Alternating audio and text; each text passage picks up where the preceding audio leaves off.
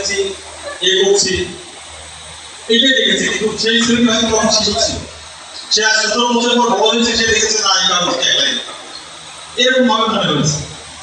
যুক্তিটা খুব মানে আমার কাছে খুব ইয়ে লেগেছে। আসলে যারা আজকে 17 বছর বয়স বা 20 বছর বয়স বা 25 বছর বয়স, তারা কিন্তু গ্রামের কাগজে সেই 25 বছর আগে থেকে সেই ভোটটা দেখে আসছে। তারা দেখছে 17 বছরের একটা ভোটটা, কিন্তু গ্রামের কাগজ সবসময় নিরূপিত দেখেছে, গ্রামের কাগজ সবসময় সব মানবিক কথা বলেছে, সব দলের কথা বলেছে, এইভাবে পথ চলা হয়। কিন্তু 5 তারিখের পরে আমরা একটা ধাক্কা আসলে খেয়েছি।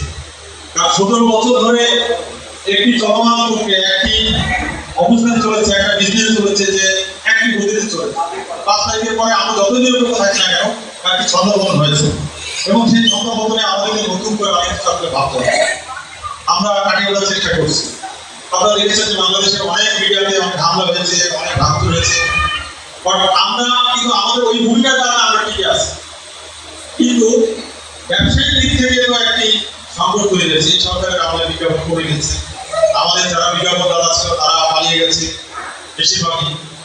আমাদের নতুন করে এখন হয়তো এই দলের বা নতুন নতুন দলগুলোর বিজ্ঞাপন আমরা পাচ্ছি, তাদের সাথে নতুন যোগসূত্র তৈরি করতে হচ্ছে। এরকম একটি অবস্থায় আসলে আমাদের মানে পার করতে হচ্ছে। তো এই পার করার মধ্যে, পার করার সময়ে আমরা সবাই যে জিনিসটা একটা সবচেয়ে বড় দরকার, যে আমাদের গ্রামের কাগজের প্রতি সবাই ভালোবাসা, যে ঐক্য, যে বন্ধন আমাদের ভেতরে, সেটি আসলে এটি না থাকলে এই পরিস্থিতি আসলে উত্তরণ করা খুব কঠিন।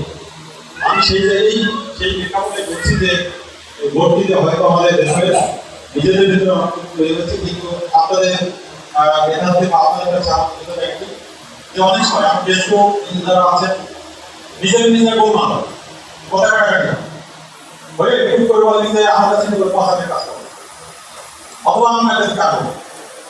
তাহলে দোষটা আমি বলবো গ্রামের কাছে, তাই না?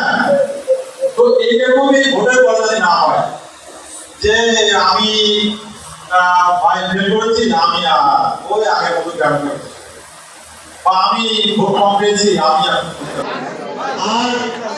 এবার আশা করছি যে আমাদের উপদেষ্টা পরিষদটা একটু বড় হবে। যারা আছেন তাদের সাথে আরো কয়েকজন নিয়ে উপদেষ্টা পরিষদের দাদা এবং ওই মৃদুল ভাই আছেন, আমার ঘোষণা ভাই আছেন, শৈলেন্দ্র আছেন, যারা সিনিয়র আছেন, তাদেরকে নিয়ে উপদেষ্টা তো থ্যাংক ইউ সবাইকে, অনেক অনেক ধন্যবাদ, শুভেচ্ছা।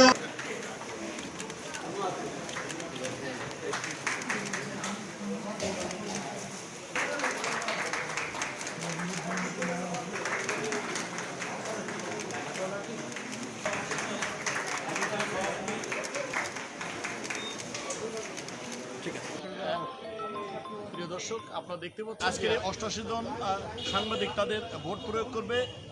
24 থেকে 25 জন প্রার্থী প্রতিদ্বন্দ্বিতা করছেন বিভিন্ন পদে, এবং সেই ক্ষেত্রে কিন্তু আপনারা দেখতে পাচ্ছেন যে এখানে সকল সাংবাদিক উপস্থিত হয়েছেন, এবং উপস্থিত হয়ে এই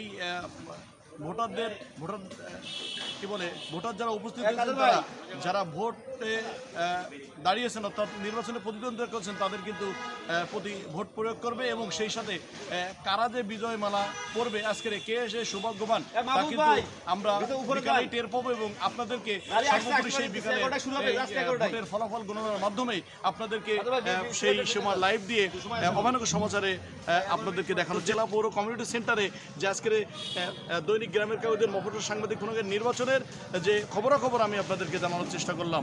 জাকির হোসেন হৃদয়, অভয়নগর সমাচার।